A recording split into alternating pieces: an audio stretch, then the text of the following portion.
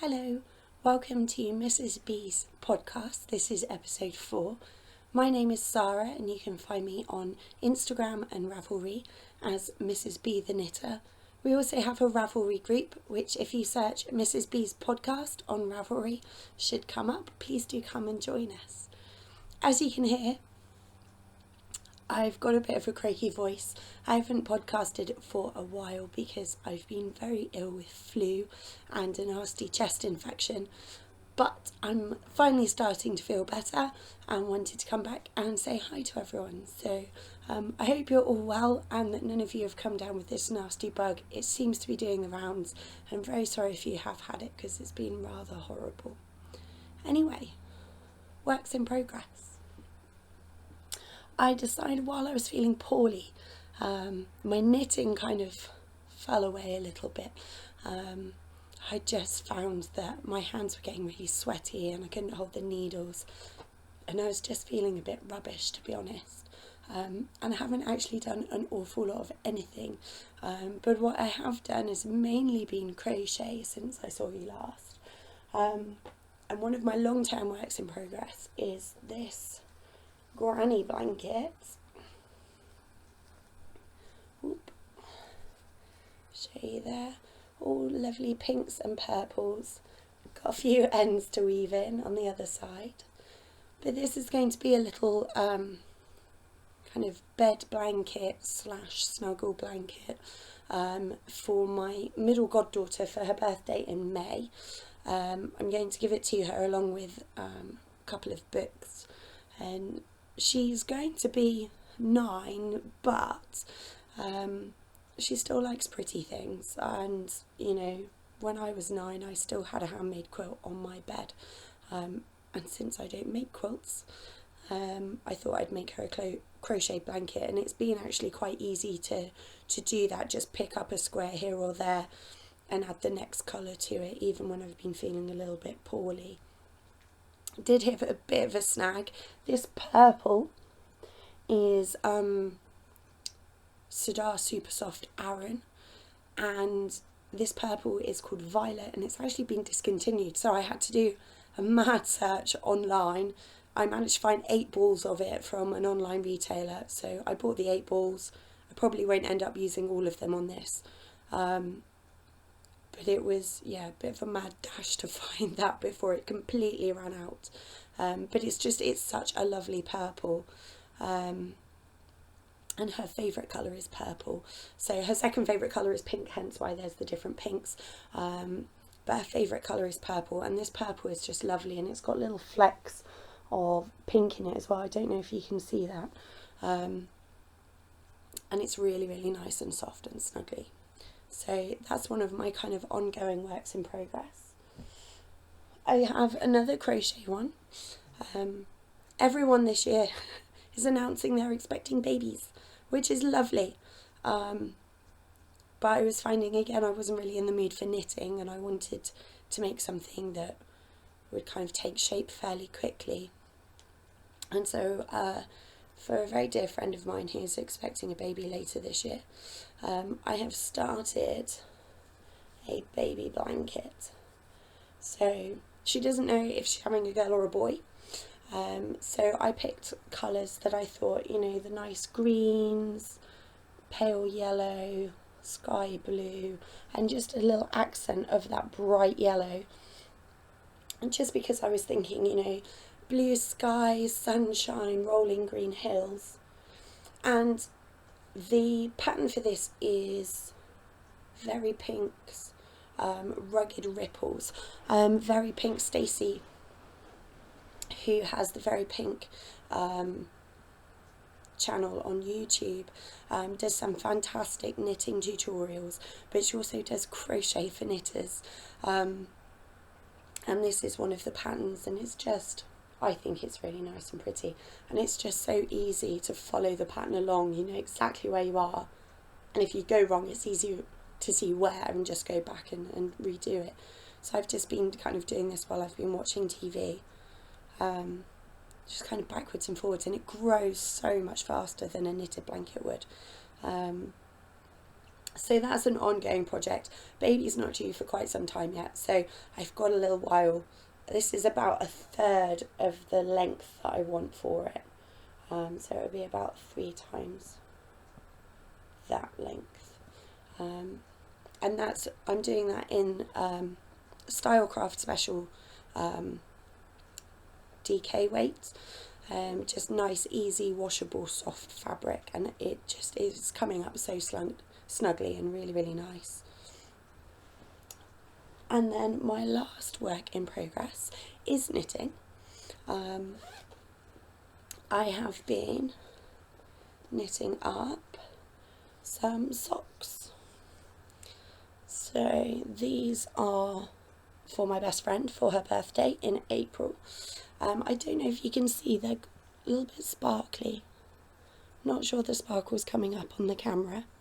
But this is the Blink colourway from Truly Hooked on Etsy.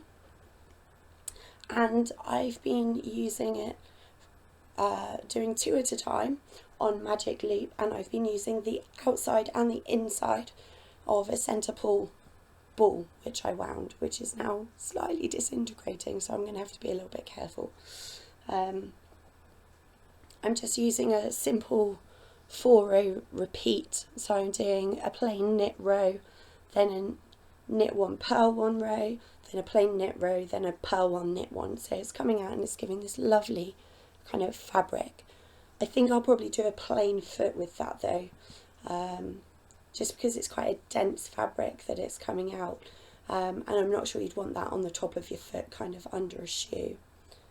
There is a little bit where I went slightly squiffy, just here on the inside of this sock. I don't know if you can see that little hole there. I accidentally picked up a stitch without realising it. Just accidentally caught the bar between kind of the last stitch and the first stitch, and I only noticed a couple of rows later, so I did a decrease. And what I'm thinking is that my best friend really loves hearts. She's got lots of hearts hanging up on her walls, on her mantelpiece, so I thought what I'd do is, once the socks are finished, I'd crochet a little heart and stitch it on there just to cover it up, and then it means that one sock's got a little bit of an accent, slightly mismatched, but then you know which one's right and which one's left if you want to, and I think she'll quite like that. So I'm calling these Mermaid Princess socks because they're sparkly, so they're princess socks, and turquoise is her favourite colour and pink is her second favourite colour, and she's a marine biologist, so she should definitely have Mermaid Princess socks. So I'm hoping, well, those will get finished by the beginning of April, which is when her birthday is. For spinning, I've been doing some spinning. Linda very kindly, Linda Powell very kindly wrote to me after the last episode and told me what she does with her yarn that she's spun, that's sitting on a spindle that she's not quite finished with, but she needs somewhere to put it so that she can use the spindle. Excuse me. And she gave me advice of wrapping it around a cardboard tube. So that is what I've done. This is grey Corriedale, which I was just having a little play around with, but I wanted to free up my spindle. I love it that it smells so sheepy still. It's something that I've noticed with all the natural fibre that I've bought that hasn't yet been dyed. It just still smells quite sheepy. And having grown up on a farm and grown up around animals, I love the smell. It just, if you ever get the chance to really kind of dig your fingers into the sheep's wool while it's still on the sheep and dig into, it gets, oh, it's lovely, the lanolin that comes off it and that kind of real sheepy smell. And obviously this has been washed and cleaned, but there's still a slight sheepy smell around it. Absolutely lovely. But it freed up my spindle, and these are the Rolags. They were part of my Christmas present, a bounty box from Bakewell Hearts. My sister-in-law very kindly bought it for me. And I've been having a little play around, and I've freed up my spindle, and this is what has been coming out, and I'm actually really pleased with this. It's a lot smoother than my previous attempts. I'm getting better at it, I'm practicing. It's a lot more even. It's kind of too thin in places. I've gone from too thick to too thin, but I'm going to apply this. There was a bat included in the bounty box as well, and what I'm going to do is spin the rolags, spin the bat, and then apply the two together, because they're nice complementary colours. So this is what I have been doing so far, and it's such soft fibre, and this fibre, there's a lovely little label which tells you what's in there. So it's got merino, silk, rose fibre and sparkles, and it's just lovely, absolutely lovely. So that's my spinning work in progress. Some other news on the spinning front, which is very exciting. Well, I'm very excited. I went onto eBay for pretty much the first time ever, and with my husband's help, my husband is a fairly savvy eBay user, with my husband's help I managed to buy myself a second-hand spinning wheel, which is in actually very good condition. It does work. It's missing a brake band for the bobbin, and this is where I'm hoping I'm getting my technical terms right. So I've ordered an Ashford spinning wheel maintenance kit on the advice of a couple of people in the Hilltop Cloud group on Ravelry. I kind of went on there and went, okay, can anyone help? Just bought a spinning wheel, not entirely sure what type it is, think it works. Everyone seems to think it's an Ashford traditional. It's very pretty, it's lovely. I've been giving it some TLC, I've washed it down with some warm soapy water, I've polished it. I'm going to give it a bit more TLC when the maintenance kit arrives and have a go at spinning on a spinning wheel. And it came with a lazy Kate as well, which is fantastic. Yeah, very pleased with that. I managed to buy it for under £100, which is just amazing to me, because I've been looking around at the costs of his spinning wheels and they are very expensive. So that was my little kind of New Year treat to myself. Very excited to use that. I'm hoping next time I record I can use my video camera rather than my webcam on my laptop, so hopefully I'll be able to take you on a little wander and show you my spinning wheel. So very excited about that. I'm going to have a play around first with my natural fibres, so I've got lots of different British sheep breeds which I bought from Fondant Fibre, and I want to kind of have a play around with those before I have a play around with some of the dyed stuff, just for giggles. And yeah, really looking forward to that. It's currently sitting in my dining room, which is absolutely rammed full of boxes at the minute, because we finally sold our house in Cornwall and then obviously had to move the last of our things up to Hampshire. So it lives in the dining room, comes out to the living room when I want to kind of pet it and stroke it and admire it, and then kind of goes back to the dining room. Addie's not sure that she likes the spinning wheel when it's spinning. She tends to take herself off to the hall or the garden. So yeah, very excited for that. I will let you know how it goes. I've been watching some how to spin, kind of learn to spin videos on YouTube, so yeah, it should be interesting. On to some lovely things, and I have some lovely things. I've been keeping an eye on these of Blythe Spirit on Folksy. She makes these amazing stitch markers that are little kind of teacups and teacups and mugs and teapots, and she listed a new design and I just couldn't resist. They're made of ceramic. I don't know if you can see that. They're little love hearts. They're so cute. Hattie's trying to eat them. Absolutely love it. And I had to get these rather than the other design. I'm so glad I waited for these before I bought any, because they match my paint-a-pot teapot, which I painted with hearts on. This was painted over the Christmas holidays down in Cornwall by me, which is why it looks like a 5-year-old has done it. And it has D for 2 and 22 on it. And my husband and I have this bit of a silly tradition that on our wedding anniversary, we go and we paint a pot or two, or a mug, or 2 mugs, whatever. The reason being, we had our first official date. We'd been seeing each other for about a month or so, and he decided he was going to take me out on a proper date and cook me dinner afterwards. And he took me to paint a pot, and we painted a mug each. And then we got engaged in a painter pot. So we went to paint goblets for our wedding.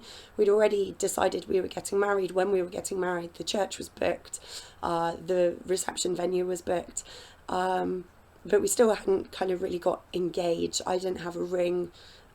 We'd looked at rings, but it wasn't really important. We had 11 weeks from the point of deciding to get married to our wedding, so having a ring wasn't the most important thing. But I said, wouldn't it be lovely if we had some goblets that we'd painted to drink from at the top table at our wedding, because that's where we first had our first date, and also because we'd decided that rather than have a guest book that everyone signs, we had a big ceramic wedding plate that had been designed specifically for us. We had a special pen, and everyone signed the plate.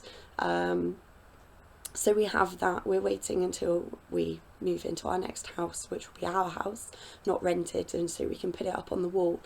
And then ever since then, so we had our first date in painter pot, we got engaged in painter pot, we had a kind of a painter plate at our wedding. Our engagement goblets are so sweet. Mine just has our initials and the date of our engagement and the date of our wedding on. And Simon's has "Will you marry me?" on one side, and "Good job she said yes" on the other side. I was busily painting away at my wedding goblet, and I turned around and there he was on one knee, ring in goblet, "Will you marry me?" painted onto the goblet, and of course I said yes. So we missed our first anniversary by a few days, and we decided that actually we weren't going to do it that year because it was kind of special that we go and do it on the day. But we went and did it this year, and Simon, bless him, was feeling really poorly, so he just said, can you paint us something? So T for 2. 22nd of December is when we got married, hence the 22s. Some little love hearts, our names, and they match my stitch markers, which is why I couldn't resist these stitch markers when I saw them, because the little hearts just match our anniversary teapot. So yeah. Oh, finished objects. I forgot to show you finished objects. So before I show you the rest of the lovely things, I have some finished objects, 4 to be precise. With feeling poorly, I just wanted little things to do that would finish quickly. And Happy Berry Crochet on YouTube had this fantastic tutorial for baby booties. And so I have a little set of mix and match crocheted baby booties for a friend who is having a little boy later this year.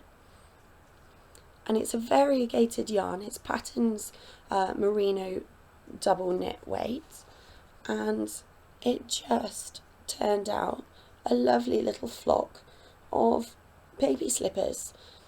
And babies are so very good at losing things, especially peripheral things like hats and boots and socks and mittens and things like that. So I thought, rather than just make a pair, they're going to come out mismatched anyway because of the variation in the yarn.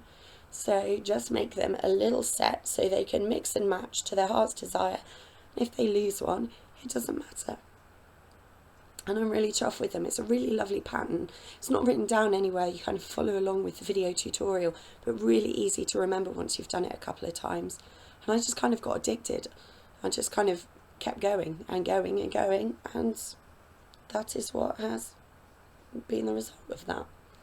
And they're really nice and soft and pliable, so I'm hoping they'll like them. So yeah. Other lovely things, final lovely things. I ordered my first ever kind of surprise mystery yarn box from the lovely Shadow at Felt Fusion on Etsy. I love her yarns and her colourways. She's just so imaginative. And her January box was themed Seussical, or Seussical. I always want to say it with a Z, but it's with an S. Seussical, after Dr. Seuss. All the different kind of books that there are. And this is what arrived. I just love this polka dot paper. There were some sweeties in there, but the sweeties have not survived long enough for me to show you. Some lovely fun stitch markers, so lovely bright colours. There's a wonderful little pom-pom of felted balls, which has been living in a little vase up on the bookshelf. A lovely sticker. I just think that's brilliant. In my world, everyone's a pony, and they all eat rainbows and poop butterflies. Exactly, precisely. Fantastic. Lovely little fun soap with some little fish in, which I have to admit, I don't use soap a lot. My hands dry out a lot. So I think this one may have to kind of get gifted on to my best friend, who, like I said, is a marine biologist. So some little fishy soap, but very good. Smells very nice. Onto the yarn. This was not part of the box. I asked for this to be added just because I saw it and fell in love with it. This is Witch's Cauldron in a double knit weight, and this is a combination. Shadow has Witch's Brew, Witch's Brew 2, and I think Witch's Brew 3. Not sure that Witch's Brew 3 is called Witch's Brew 3, but Witch's Cauldron is a combination of all three colourways, and I just could not resist. It's just lovely, and it's springy superwash merino double knit, and it is really springy and really soft and yummy. I haven't quite decided what it's going to be yet. I just saw it and was like, I have to have it. I mean, you did. If you saw that, you would have to have it. It is just gorgeous. But the yarns that came in my yarn box, so the Seussical, not Zeusical, Seussical themed, Fun That Is Funny on superwash merino, nylon and sparkle sock. And this is just gorgeous. Absolutely lovely. I wish Simon wore knitted socks. I wish Simon wore knitted anything, because I would totally make him something out of this. This is just fantastic, and totally his colours. Not sure what he'd make of the sparkle, but he doesn't wear anything knitted. He has expressly asked me never to make him anything because he won't wear it. So I'm going to have a little think about what that's going to become, but I do rather love that. It is just gorgeous. And the other skein is on single ply superwash merino in fingering weight, and it's called Truffula. I hope I'm saying that right, Truffula. And it's just yummy, yummy, yummy. beautiful oranges, pinks, purples, absolutely delicious. And being that single ply is so bouncy, just so soft and bouncy and lovely. And I really want to knit a baby vertebrae with this. I think that is what this has to become. It's so fun. It's so fun, and I kind of don't want to make socks out of it. I feel like this needs to be a little baby cardigan, because it's just so fun. Absolutely gorgeous. So, very excited. This package came whilst I was absolutely direly ill. And it was such a welcome little kind of happy, like, to be honest, I'd completely forgotten that I'd ordered it. And somewhere in the back of my mind, I knew that I'd ordered it, but I'd kind of forgotten when it would be coming. And it arrived, and I was so happy. I ran upstairs to go see Simon. He was in the study. I was just like, look what I got. It's so fun. And I shared my dip tap, which was in it, with him. So absolutely lovely. I have ordered the next yarn box from Shadow, which is rainbows in mini skeins. So I'm excited to see what happens with that one. I've never ordered mini skeins before. But I thought mini skeins would be quite a nice way to try some of the different rainbows and just see how I like them, see how they knit up or crochet up. And I also ordered a birthday flower box from Korutumi on Etsy, which should be arriving in March because my birthday is in March. So very excited for those. I look forward to showing them to you. And I will see you next time. Wishing you lots of health and happiness for the remainder of February, and see you soon. Bye.